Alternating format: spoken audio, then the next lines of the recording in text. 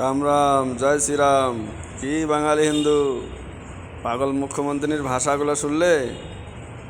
কি সুন্দর করে বলল, তোমাদের কিছু হলে আমার কি ব্যথা লাগবে। তাহলে কাদের কি হলে ব্যথা লাগবে, বুঝলে তো? এই বাঙালি হিন্দু এখনো বুঝতে পারো নাই কাকে কি হলে ব্যথা লাগবে? ভোট ব্যাংক কোথায়? কে ভোট দিয়ে জিতায় মমতাকে? তোমাদের কিছু হলে আমার ব্যথা লাগবে, কথাটা বুঝলে তো?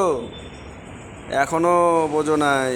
বাঙালি হিন্দু বুঝবে না তো, যেদিন বাংলাদেশ হয়ে যাবে সেদিন বুঝতে পারবা। যেমন বাংলাদেশে হচ্ছে, হিন্দুদের ধরে ধরে মারছে, হ্যাঁ, সেদিন বুঝতে পারবা।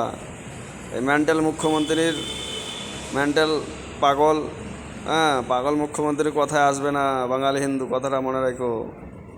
হ্যাঁ, কথাটা দেখছো কীভাবে বলছো? তোমাদের ব্যথা লাগলে আমার কি ব্যথা হবে। নিজেই দাঙ্গা ভরকায়া দিয়ে নিজেই এখন টাকা দিবে, টাকা দিচ্ছে দেখছো, ঘর দিবে বলল।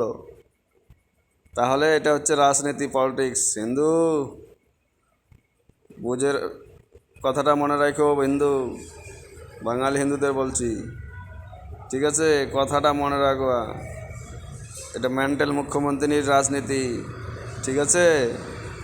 আমাদের বাঙালি হিন্দুদের শুধু সবসময় দাবিয়ে রাখার চেষ্টা করছে মেন্টাল মুখ্যমন্ত্রী, কথাটা মনে রাখবে বাঙালি হিন্দু।